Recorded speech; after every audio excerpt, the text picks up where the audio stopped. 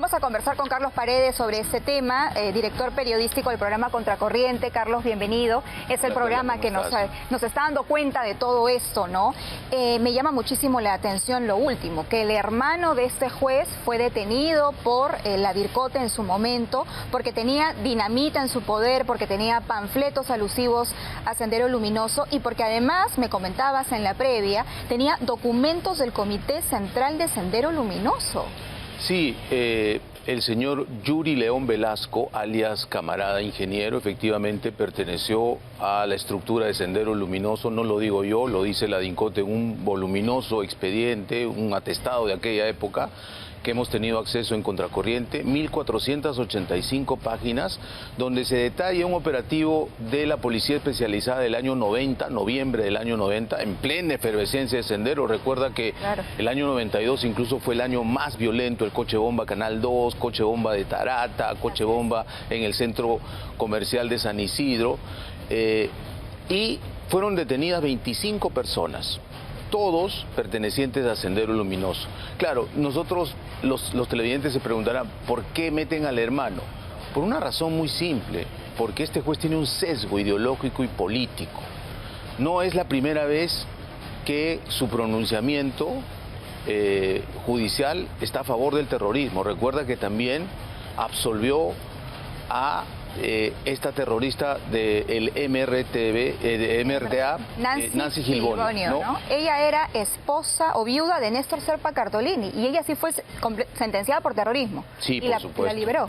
Ella pertenecía al MRTA, otro grupo terrorista que los peruanos recordamos, ¿no? Cómo secuestraban empresarios, los metían en huecos de 1 metro por 1 metro, que eran verdaderas mazmorras. Muchos han muerto después de estos secuestros terribles, inhumanos, ¿no? Recuerdo un minero arequipeño que bajó 50 kilos, la familia pagó el rescate y aún eso lo asesinaron, ¿no? O Héctor Delgado Parque, que después de un secuestro terrible murió al poco tiempo, ¿no? Ahora, este sesgo del cual nos hablas, Carlos, para resolver algunos temas, algunos sentenciados con terrorismo y darles la oportunidad de que estén en la calle, ¿cómo se relaciona ahora con lo que ha sucedido con Patricia Benavides y la manera tan rápida a través de la cual ha emitido esta resolución que la suspenden del cargo por 24 meses?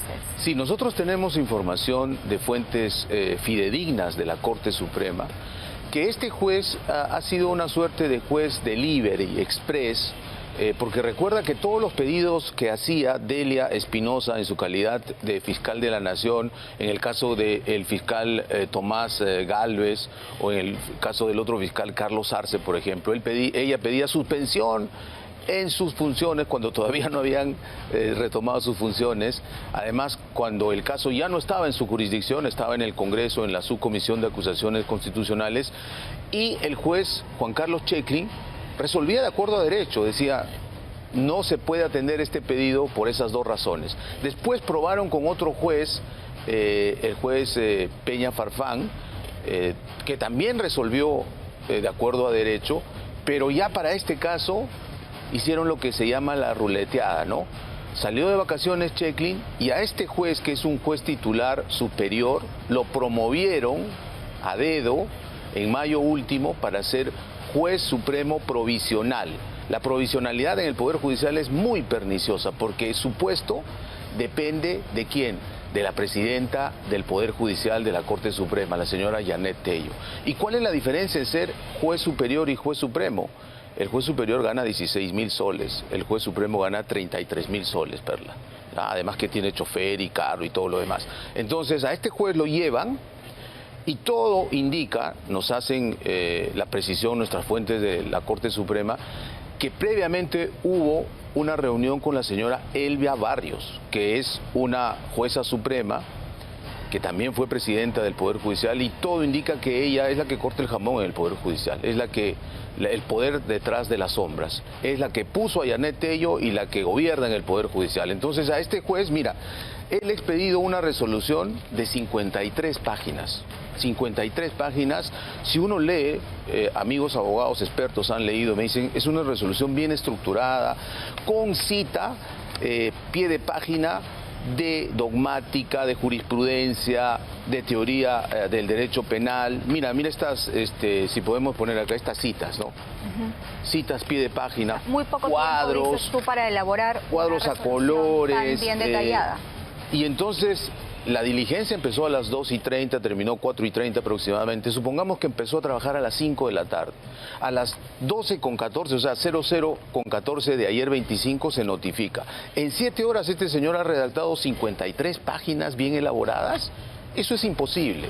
O sea, ¿tú consideras que había una voluntad, digamos, de acelerar esto a favor de Delía Espinosa? Acá hay solo dos explicaciones. O el señor ya tenía la resolución en USB y solamente lo imprimió y le puso su firma, o se pusieron a trabajar 5 o 6 personas que sabe Dios quién envió para desarrollar esta resolución, que además tiene dos vicios desde mi punto de vista, ¿no? Primero, que suspenden sus funciones a Patricia Benavides, tanto como fiscal suprema como fiscal de la Nación, ¿ok? Si suspende como fiscal de la Nación, quiere decir que reconoce que ella ya había asumido el cargo de fiscal de la Nación como lo había ordenado la Junta Nacional de Justicia. Si fuese así, la señora es aforada. Tenía que pasar primero por el Congreso.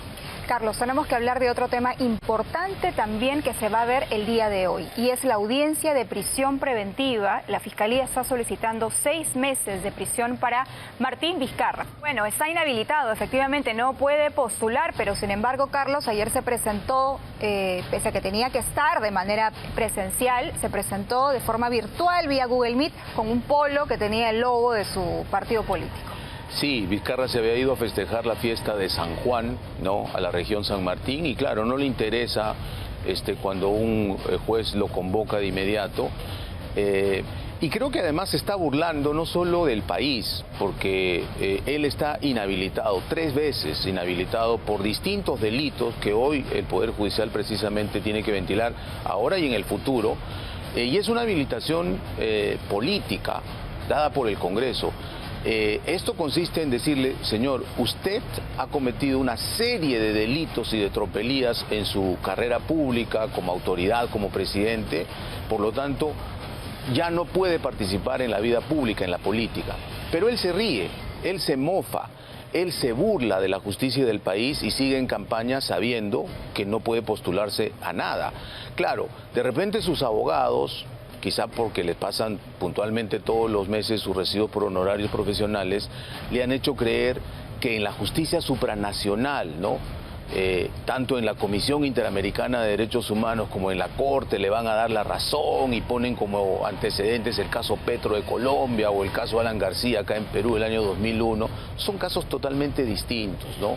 Para empezar, Petro, por ejemplo, si quieren poner ese ejemplo, fue inhabilitado por el equivalente al Ministerio Público, digamos, ¿no?, la Procuraduría de Colombia, cuando era alcalde de Bogotá.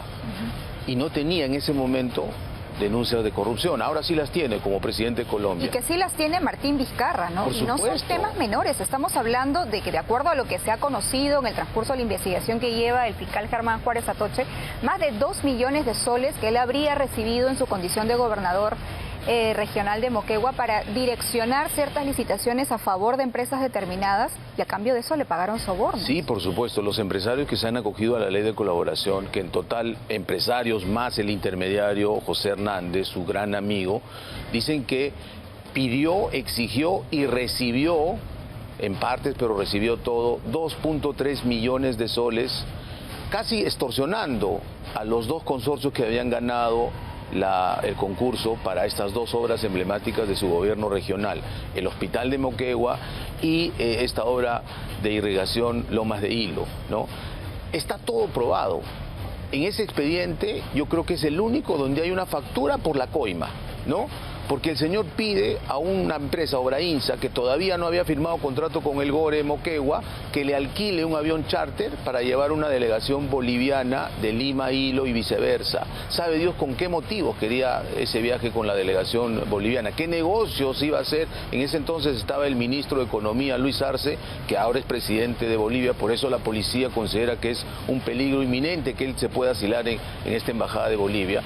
Y claro, él pide el avión desde un correo institucional a su nombre, da la lista de pasajeros, es decir, Obrainsa le manda la factura para decir cobramos tanto. ¿De cuánto es esa factura? Como de $70.000, y abajo le pone la frase clave que está usando la Fiscalía para probar, a cuenta de lo conversado. Y lo conversado era la extorsión que les estaba pidiendo 1.300.000 soles para poder entregarle las Buena Pro. Claro, él siempre se escuda que UNOPS hizo UNOPS ya dijo claramente en un comunicado oficial, en un oficio oficial enviado al juzgado: señores, nosotros solo escogimos, el que tenía la decisión de entregar la Buena Pro era el gobernador regional. Hay una nota de inteligencia de la cual hablábamos hace unas semanas, Carlos, de la Policía Nacional, que daba cuenta de la posibilidad de que Martín Vizcarra fugue o pida algún tipo de asilo, alguna medida que lo termine beneficiando y no responda ante la justicia peruana. A la luz de esto, ¿tú crees que hoy se presente a la audiencia a las 5 de la tarde? Yo creo que sí. Él ha dicho que va a tomar el avión de la 1 de la tarde, está en Tarapoto, bueno, sigue de fiesta el señor. Ahora, él no tiene ni siquiera arraigo laboral. Eso también tiene que evaluar el juez, ¿no? Porque recuerda que en medio del escándalo de que la empresa familiar seguía trabajando para el Club de la Construcción, para Graña y Montero, él dijo que había vendido todas sus acciones de CIM Ingenieros, que era la empresa con su hermano César, y ahora no tiene trabajo, ¿no? Lo vemos todo el día de campaña. ¿A qué hora trabaja? ¿De qué vive el señor Vizcarra? ¿Y cómo financia eso, no? ¿Cómo financia sus viajes? ¿No? Porque viaja todo el tiempo al interior, y ya la renuncia de este secretario de Juventud y de su partido, en medio de un escándalo, ha dicho que ahí hay unos oscuros manejos, hay gente lumpen que lo está rodeando y probablemente lo esté financiando. Vamos a ver con qué motivos, ¿no? ¿Para qué?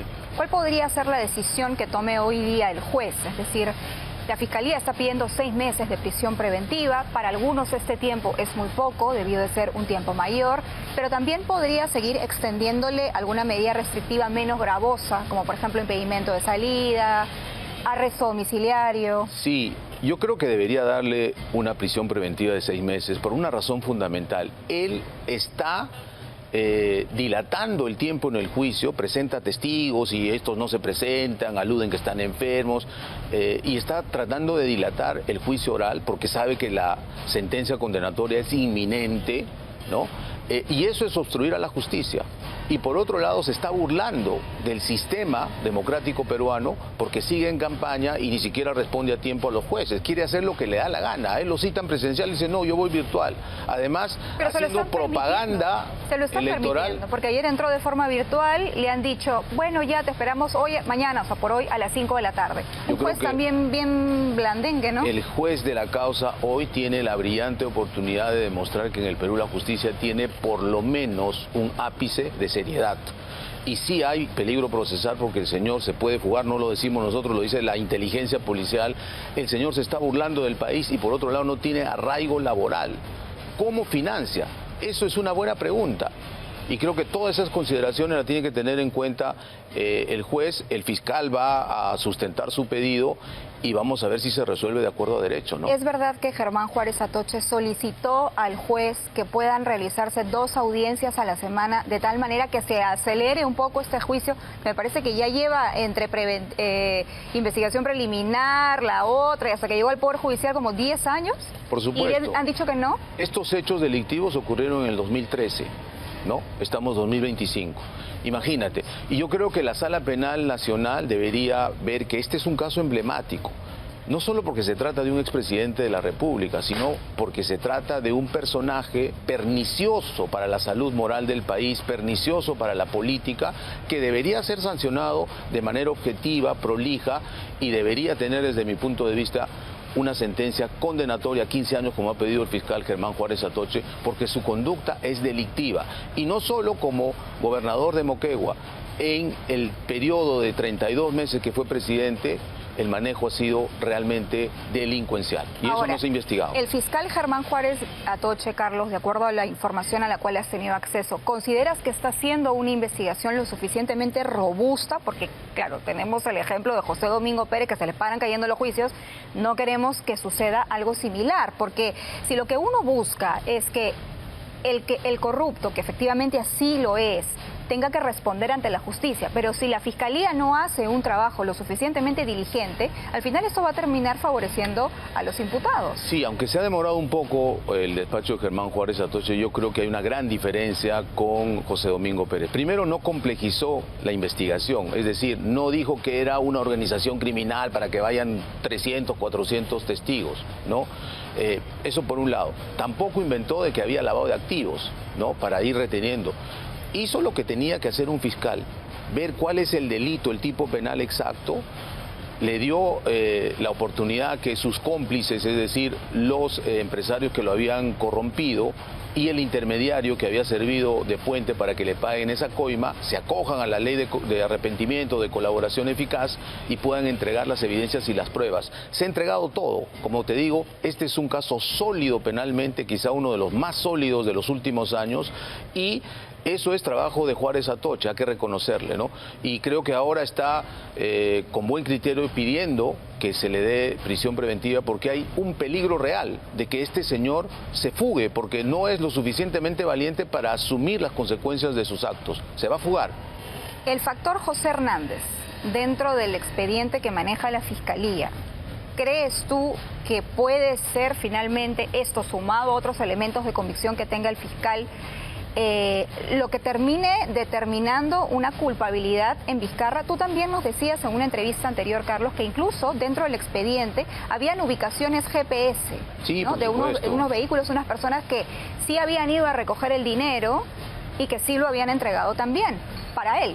Por supuesto, esta coima de 2.3 millones de soles se ha ido cobrando progresivamente. A veces el mismo Vizcarra fue, pero es verdad que José Hernández jugó un papel muy importante porque a veces él o su chofer iban a recoger la cuota de la coima correspondiente y se la llevaban al departamento de Vizcarra. Claro, Vizcarra niega, su abogada de oficio, Rosa María Palacio, dice, no, solo se ha probado medio delito, no se ha probado que él haya recibido, ella quiere un video, seguro que contando la plata, ¿no? Pero ha quedado fehacientemente corroborado porque ha habido ubicación con GPS en el último pago de la coima, que fue en agosto del 2016 en la casa de José Hernández en La Molina. Todo cuadra. En el teléfono celular de Vizcarra dice que estuvo en ese punto. El GPS del carro oficial, porque él ya era ministro de Transportes, dice que estuvo en ese punto. Los teléfonos de los choferes y los guardaespaldas dicen que estaba en ese punto. Los que coimearon describen con pelos y señales cómo fue esa escena de Al Capone, donde el señor se mete el dinero a la casaca y piden dólares para que no sea tan abultado, ¿no?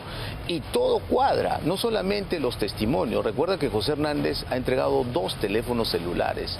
Ahí hay conversaciones de WhatsApp explícitas, algunas se han conocido, mensajes de audio, fotografías, todo para entender que el señor era el intermediario, que el señor había facilitado la conversación buscada por Vizcarra con los empresarios, fue en un CADE. ¿Para qué? Para que él les proponga. En pocas palabras los extorsionó, les dijo, miren, ustedes habrán ganado en un no, pero el que decide soy yo, así que esto cuesta tanto. 2% del precio de la obra, si no, no hay contrato.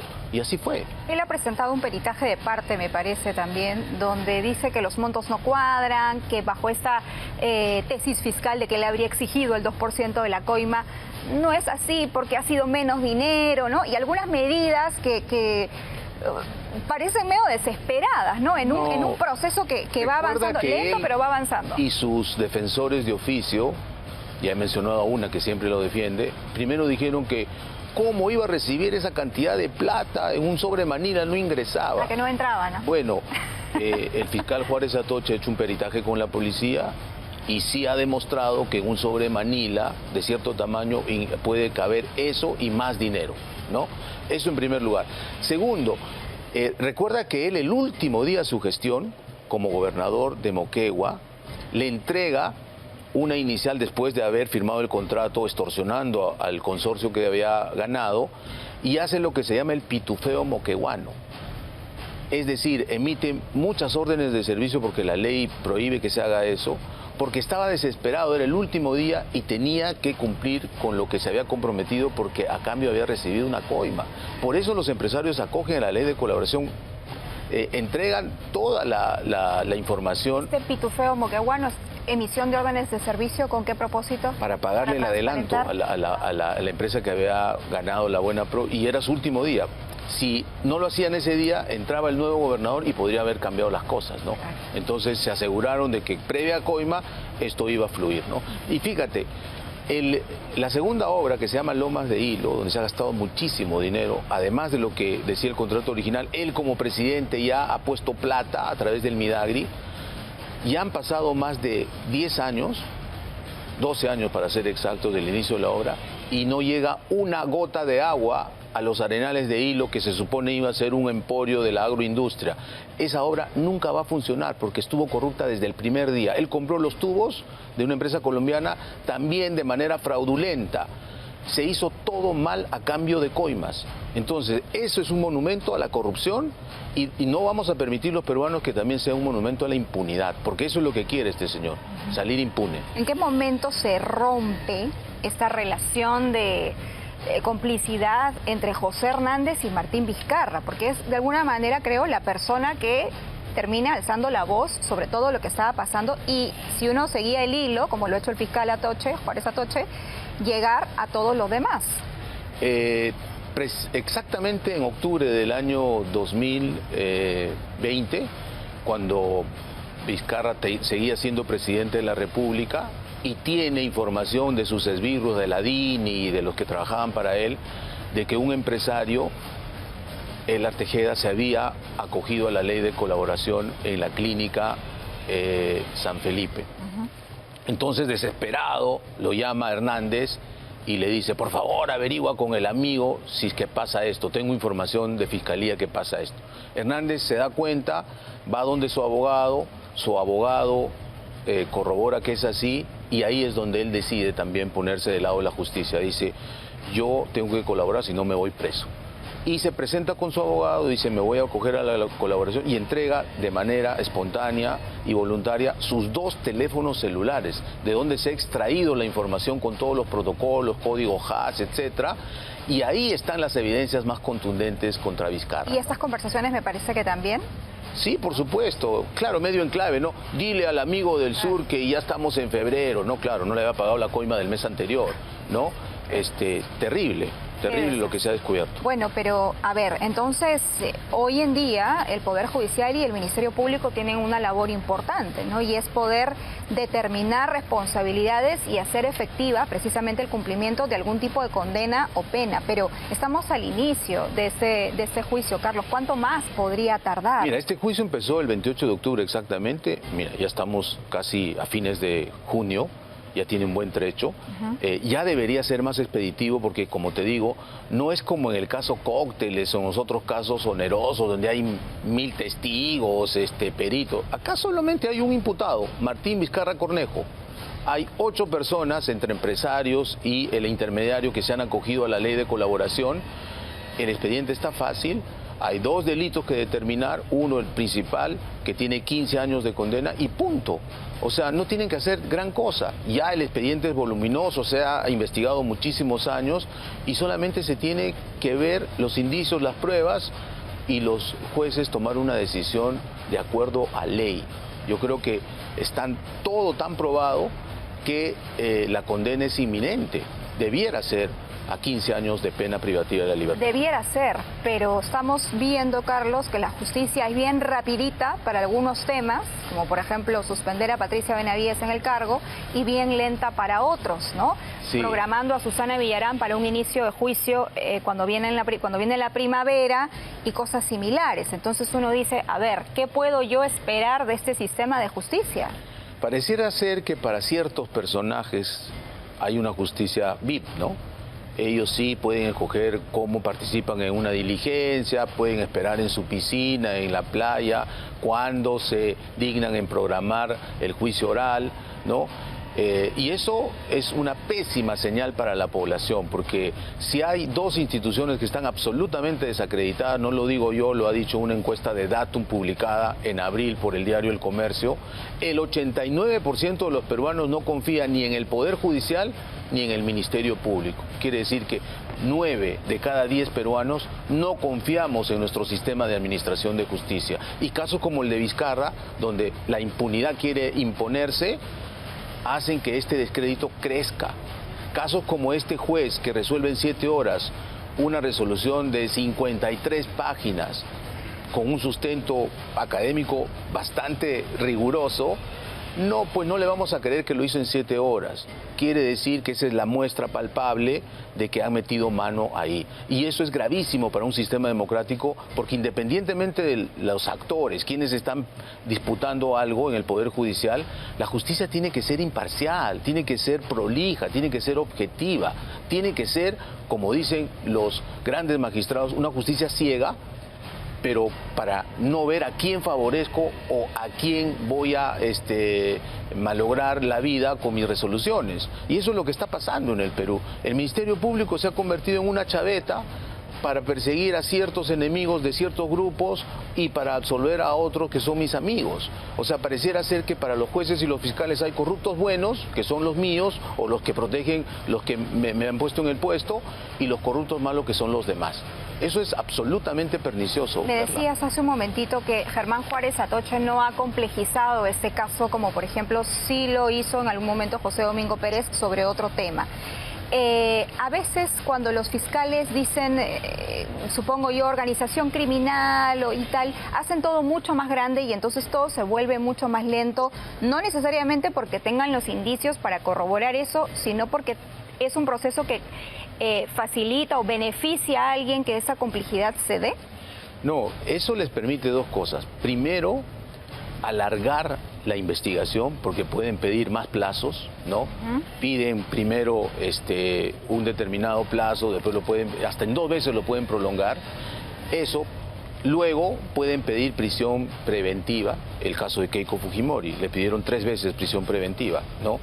Tercero, pueden hacer una serie de recaudos, como por ejemplo cuando dicen organización criminal, la ley es mucho más dura, las penas son mucho más altas, entonces cuando se hace una ponderación, por ejemplo, la pronoxis de pena a la hora de pedir